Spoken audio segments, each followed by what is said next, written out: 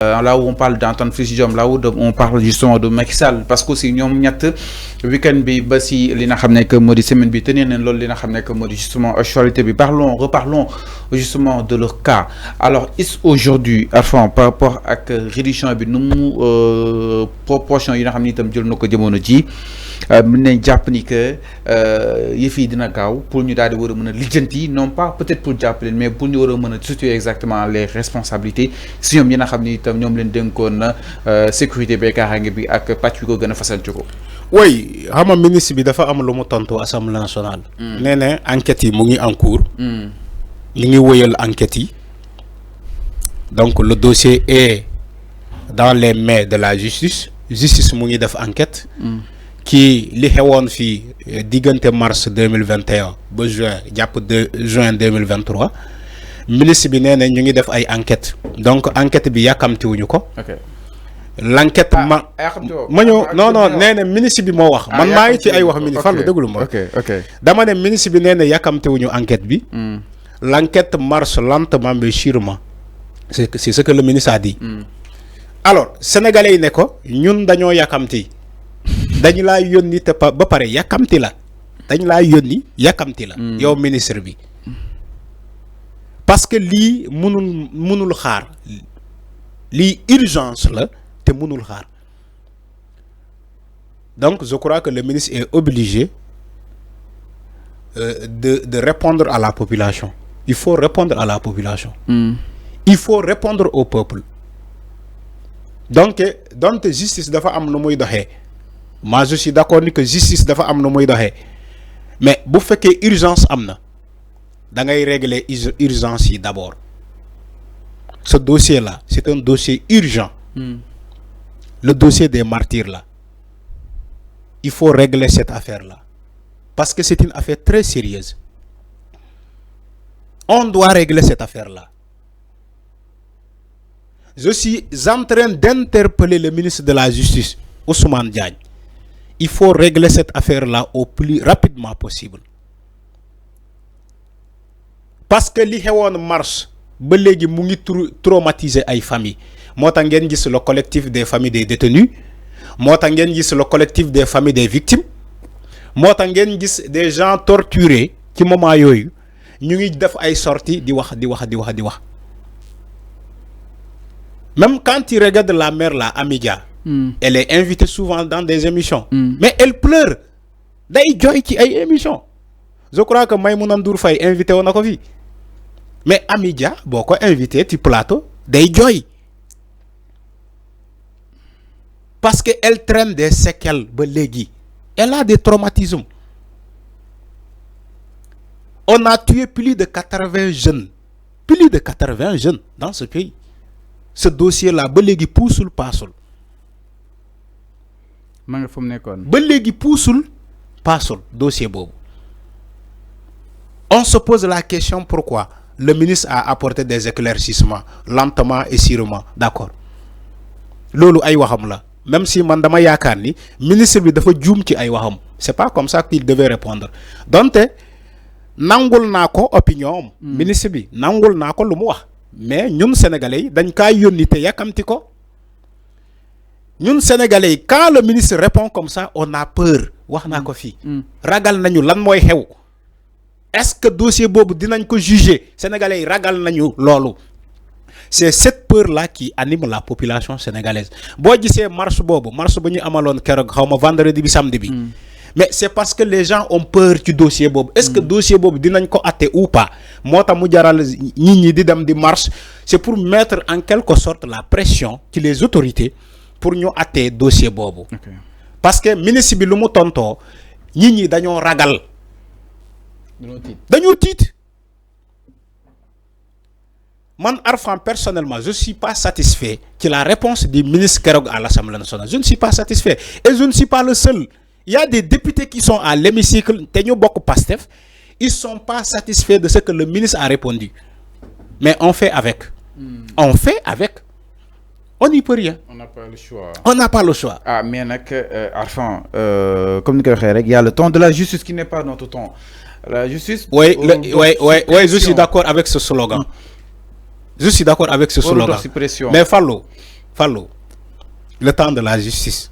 Te gis nañu fi ay dossiers yoo xamante de justice bi dafa accéléré. Rouleau compresseur ni fat les jugements de Ousmane Sonko ni la ñuy tegaloo nii. non Fallou non. Jamono Macky Sall même justice moo fi nekk ba léegi. Jamono Macky Sall bi ngay wax nii même justice moo fi nekk ba léegi amul changement. Fallou man je te parle d'une chose bi am man maa ngi lay wax nga may naan non loolu ci jamono Macky Sall mais justice bi lan moo changé. Justice boobu magistrat yooyu ñoo fi nekk ba léegi. Juge yooyu ñoo fi nekk ba léegi. Quand on nous dit le temps de la justice n'est pas le temps des hommes, c'est un slogan. Est-ce que ça est dans les écrits? Est-ce qu'on applique ça? Je pose des questions. C'est des questions que je pose. Quand on nous dit le temps de la justice n'est pas le temps des hommes, voilà le temps des politiques, voilà des... Est-ce que yamul ci slogan? Est-ce que yamul ci slogan? Parce que ci jamono Macky Sall gis nañu fi les procès de Ousmane Sonko ni lañuy teglao ni. Est-ce que c'est ça le temps de la justice? Je pose la question. Les procès de Ousmane Sonko, Adji Sarr, chaque semaine journalistes yi dañoo dem sa ba sonn jaabante tribunal. L'affaire est renvoyée jusqu'à semaine prochaine. L'affaire est renvoyée jusqu'à semaine prochaine. Mame Mbaye Niang ñu andi en attendant ñu andi dossier Mame Mbaye Niang bi ñu gelé bu Adji Sarr bi ñu ne ko xaar ñu andi bu Mame Mbaye Niang bi. L'affaire est renvoyée jusqu'à semaine prochaine. L'affaire est renvoyée jusqu'à semaine prochaine. Ñu bàyyi bu Mame Mbaye Niang bi ñu dem ci bu Adji Sarr bi ñu ne léegi procès day am Ousmane Sonko dem ki Ziguinchor ñu déployer la gendarmerie à Ziguinchor pour l'amener de force. Ñu fekk fa un mur. Les jeunes de Ziguinchor ñu barré ñu ne duñ ko c'était ça. La justice était emballée. La justice était emballée. Qui ces procès de Ousmane Sonko à ne pas finir. Est-ce que c'est ça le temps de la justice? Je pose la question ouverte à tous les Sénégalais. Est-ce que c'était ça le temps de la justice?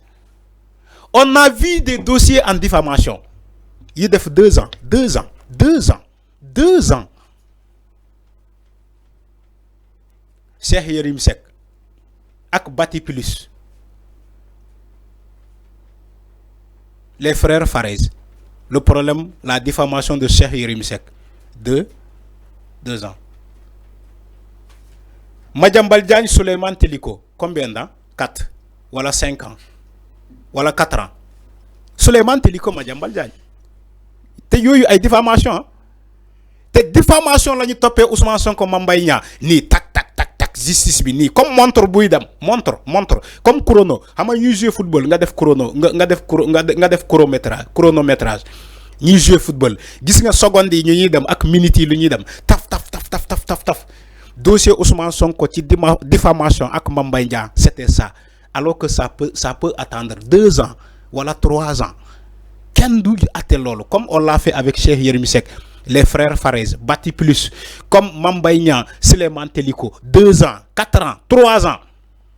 Mais Ousmane Sonko Mame Mbaye Niang, comme amna lu lees waxul, justice bi ni tak ba ñu atté ñi def recours ñu dem tak ñu atté ñu def recours tak justice bi ah. Oui. Aujourd'hui ñi ñoo dañuy jaay way le temps de la justice n'est pas le temps des d'accord. Ces slogans-là, on en a tellement entendu. Et ça en fait plus d'effet. Amul effet. Alors c'est clair. Amul effet. Par rapport à par rapport à li nga xamné que modi Mirmi donc nek le ministre de la justice en tout cas djebal na li nga xamné que modi mairie le procureur général donc nañuy daal di xaar ni li nga xamné que modi le procureur xol enquête yi waye tam poursuite bi entre autres jamono joju nak ñaari tour mi ngi ñew ci lu mu gëna yaato ci côté li nga xamné que modi victime yi di Antoine Félix Diome ba tay ji kenn déggatu ko fenn waye tam ak ki nga xamné que modi général Moussa Fall et Juan Branco et compagnie pense que général ne doit pas jouir justement tranquillement de sa retraite mom nek lo xamni te wax nako entre autres yi nga xamni tam ñeel na miri 30 secondes Arfan ñëm ci ben Fallu bo bëggé dégg sénégalais kontaanu ci justice bi OK li xew ni sénégalais kontaanu ci justice bi kontaanu dara déception la. déception la sénégalais am ci justice bi surtout ci le ministre de la justice sénégalais dañoo am déception ci moom. mais Evan lu mu si mën nag Alpha nag. non ñu évoluer état lu mu xam dafa bari. l'état a des informations que personne n'a. état bu bëggee xam li xew mars 2021 ci manifestation yi ba tey état xam na ko je sais que xam na ko xam na lépp dara ump ko léegi ministre bi bu ñëwee di ñu wax lii c'est une déception. C'est une déception. Mais on n'y peut rien.